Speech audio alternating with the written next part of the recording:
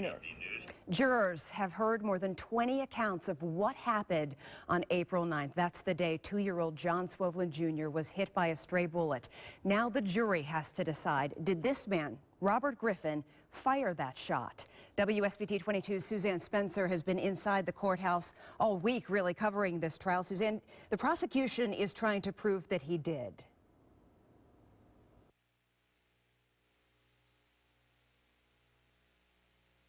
It's a day the Swoveland family will never forget. John Swoveland Jr. gunned down while he was playing outside with his older sister on Campo Street.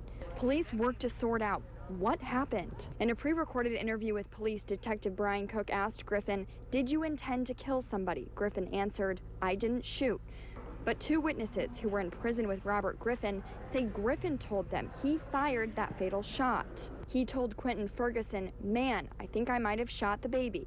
He told Rashu Smith, "One of my bullets might have hit the baby." But Griffin's lawyers tried to turn attention to another suspect. Detective Cook told jurors about a conversation with Tyree Bradbury, another suspect in this case. The prosecutor asked Detective Cook, "Did he tell you that his .38 killed John Swoveland Jr.?"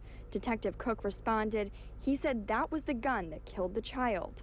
Detective Cook said Bradbury later switched his story and denied shooting that gun, but the defense called 3 people who were in prison with Bradbury. Quentin Ferguson said Bradbury told him, "I did it. I shot the baby." Terrence Peterson II said Bradbury told him, instead of hitting Bobbitt, he hit Swoveland. A white do-rag and a silver revolver, 2 key pieces of evidence that could come into play. A 12-year-old testified earlier this week that he saw a man with a white do-rag shooting.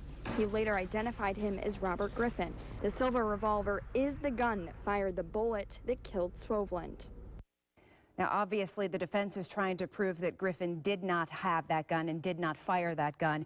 Griffin told the judge today that he would not be taking the stand in this because he stands by his statement that he did not shoot. The jury will have this case tomorrow, and both sides will give their closing statements tomorrow morning. The jury then will begin deliberating. Griffin faces up to 115 years in prison if he is found guilty.